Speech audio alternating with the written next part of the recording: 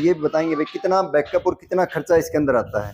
Start करने के लिए अपने पास जेब में कितना बैकअप होना चाहिए, उसके बाद इसको रनिंग में रखने के लिए क्या अपने पास बैकअप रहना चाहिए, साथ ही साइड बनाएं वो कैसे बनाएं, और क्या क्या भाई दिन की डेली की रूटीन वर्क जो होती है पिग फार्म के अंदर वो क्या रहती है, कितनी मेहनत इसमें लगती है, ये सभी जानकारियां आज की वीडियो में दिलाएंगे। नमस्कार मैडम जी। नमस्कार जी। जी मैडम, एक बार तो अपना नाम और एड्रेस बता दो, थोड़ी आवाज ऊंची रखना। नाम प्रियंका, गांव लाला मंडी, तहसील बुहाना, डिस्ट्रिक्ट झुंझुनू।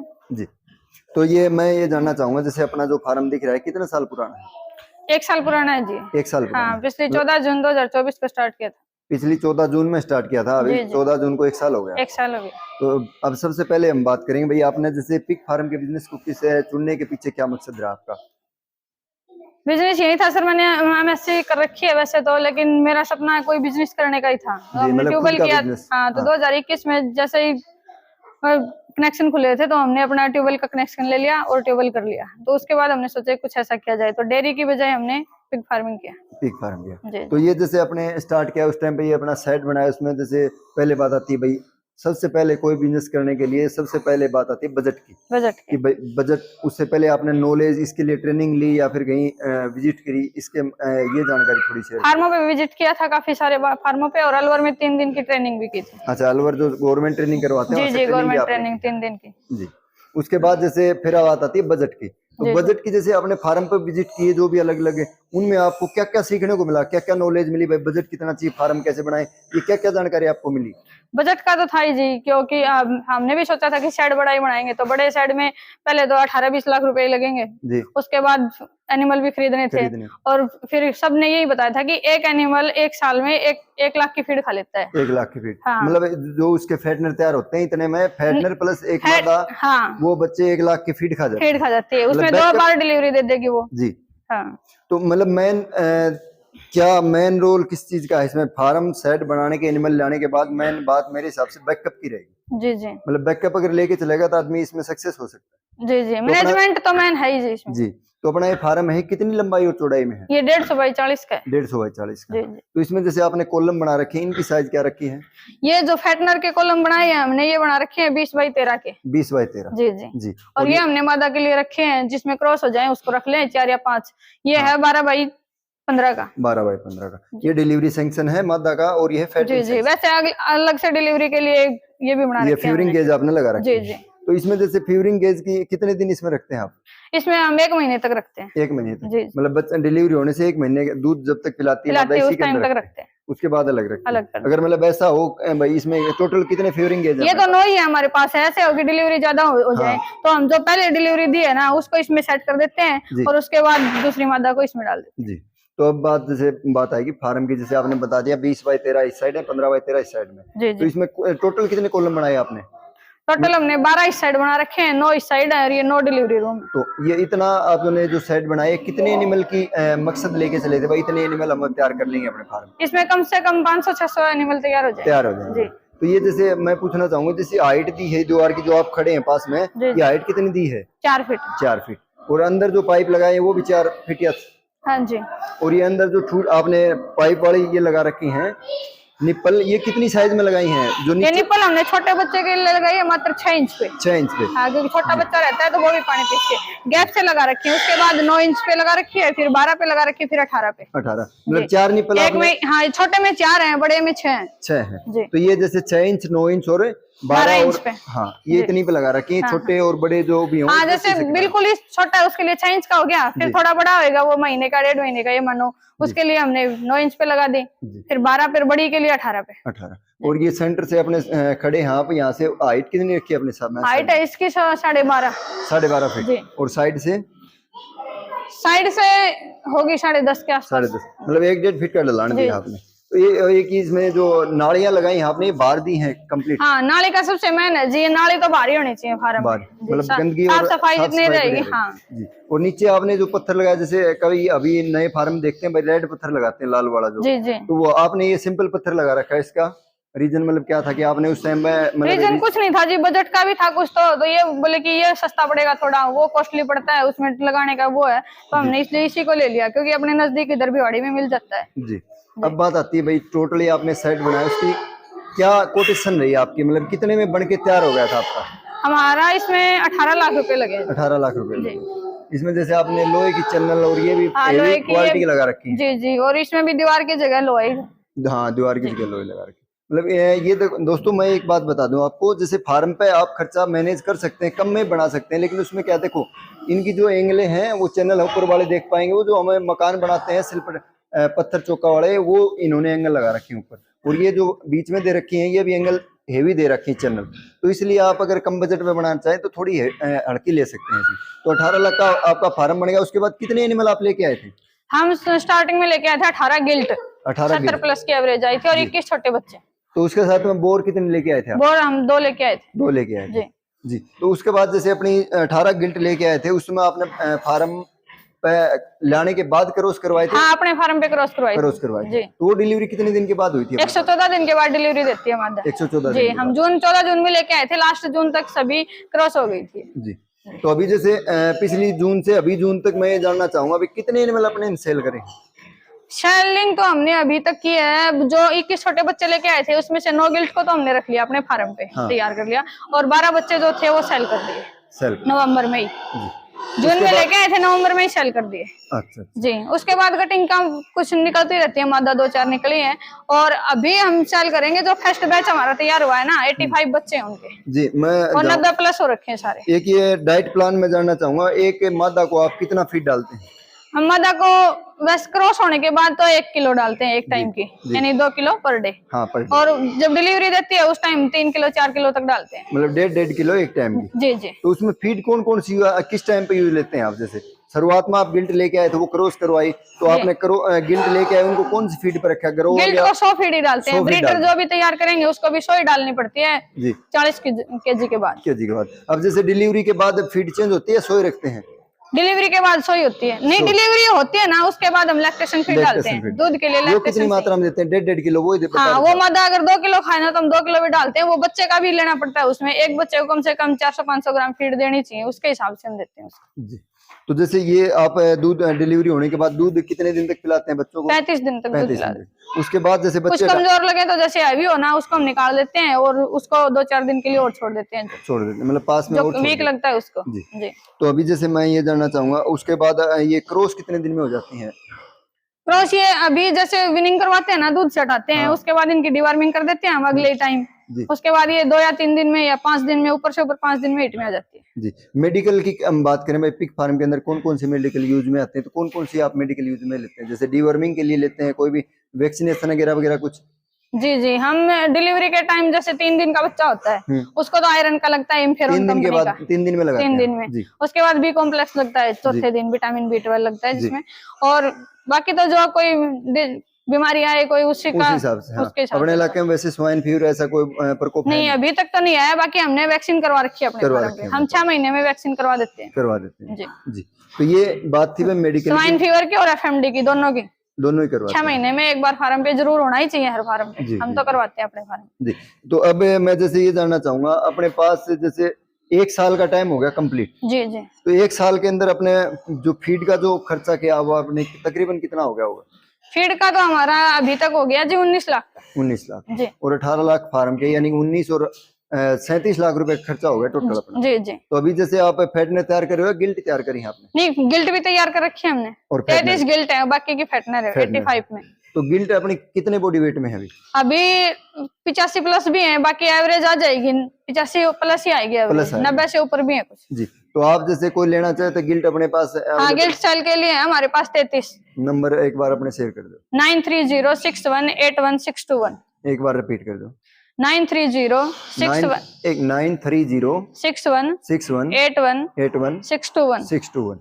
ये नंबर है भाई, किसी भाई को लेनी हो कॉल या व्हाट्सएप मैसेज कर सकता है पूरी जानकारी के लिए। अब जैसे मैं ये जानना चाहूंगा मैडम जी, अभी जैसे रेट है ना वो डाउन चल रहा है जी जी, तो जो भी किसान साथी छोटे स्तर पर कर रहे हैं, जैसे आपने तो बड़े स्तर पे किया है जी, लेकिन जो छोटे स्तर पर कर रहे हैं वो पैनिक हो रहे हैं भाई इसके अंदर घाटा नहीं हो जाएगा, तो आप भी इस मामले में सोचते हैं क्या, पैनिक है क्या कि भाई रेट डाउन हो गया कि इसमें बिजनेस में घाटा हो जाएगा? नहीं जी, बिजनेस में देखो हमें नहीं लगता इसमें कोई घाटा है। बाकी देखो 200, एक तो 200 रुपए बिक रहा है और एक अभी 170 रुपए 180 रुपए बिक रहा है, तो लॉस तो है।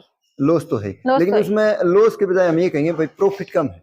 हाँ, प्रॉफिट तो कम होगा ही। अभी हमारे फार्म में ये मानो हम जैसे 85 बच्चों का भी सेल करना चाह रहे हैं तो उसका मोटा मोटा लगाए ना तो 2.5 लाख रुपए का घाटा हो रहा है। हाँ, 2.5 लाख रुपए मतलब कम आ रहे हैं जी जी, बिल्कुल। 200 रुपए होता है तो 2.5 लाख रुपए और आते हैं हमारे। तो दोस्तों ये देखो मैं बता दूं, छोटे फार्म में तो कम ही रहेगा। रेट को लेकर आप पैनिक ना होना, क्योंकि देखो लॉस नहीं होता रेट कम होने के कारण, सिर्फ आपका जो मार्जिन है, प्रॉफिट है, वो कम हो सकता है। बाकी जैसे अगर 200 के अंदर सेल होती है, जैसे मैडम जी ने बताया भाई 2.5 लाख रुपए इनके पास और आते हैं, लेकिन अभी 170-180 बिक रहे हैं, तो उसके अंदर क्या है भाई 2-2.5 लाख रुपए कम आ रहे हैं इनके पास, वो आपका प्रॉफिट कम हो गया। ये दिक्कत रहती है। तो अभी जैसे आपने 1 साल के अंदर कोई ऐसी मेजर प्रॉब्लम पिक के अंदर भाई कोई ज्यादा बीमारी ऐसी कोई प्रॉब्लम आई हो? मैं नहीं जी, देखो साफ सफाई अगर मेंटेन तरीके से रखेंगे ना तो हमारे फार्म में तो मेरे को बीमारी के ऐसा कुछ लगा नहीं। तो दोस्तों आप देखो, ये देख पा रहे होंगे, आराम से आप देख पा रहे हैं, बढ़िया तरीके से साफ सफाई मैडम जी ने कर रखी है, और ये एनिमल भी अच्छे तरीके से बैठे हैं। फिर ये बीच में जो आपने ये लगा रखी है, ये गर्मी में लगाई है को मैनेज करने के लिए। जी गर्मी जैसे फोगरना लगा के आपने सीधा फोगरना लगा के इसको 10-15 मिनट चला देते हैं एक बार, फिर 2-3 घंटे बाद गैप देके दोबारा चला देते हैं। तो एक मैं ये और जानना चाहूंगा, जैसे सर्दी और गर्मी में रूटीन वर्क में क्या फर्क रहता है भाई? सर्दी के अंदर तो जैसे 2-3 बार पानी की व्यवस्था होगी, गर्मी के अंदर तो, और सर्दी के अंदर अलग से क्या कार्रवाई करनी रहती है? सर्दी के अंदर तो ये ईट के लिए हेलोजन लगाते हैं हम जी। ये देखो आप कर रखी है हर में। हाँ, ये तो ये आप रात को, चलो आगे दिखा देता हूँ मैं फार्म, और वो गिल्ट भी दिखा दें भाई जो तैयार हैं। ये जो आप जला के रखते हैं रात को? नहीं, रात को जला के रखते हैं जी इनको, सर्दी में जी। हाँ, ये थोड़ा अभी ऊपर कर रखा है, इसको थोड़ा नीचे कर देंगे इस दीवार के पास।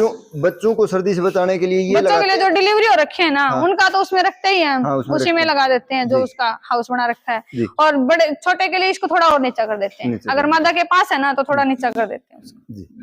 तो ये है कि दूध से हटाने के बाद अगर मादा के पास है तो उनको आप नीचे रख देते हैं। जी, इसको थोड़ा सा नीचे कर देंगे, जैसे अभी मादा के लिए इधर रख दिया तो उसको थोड़ा और नीचे कर देंगे, बच्चे को भी हिट हो जाएगी, मादा को भी।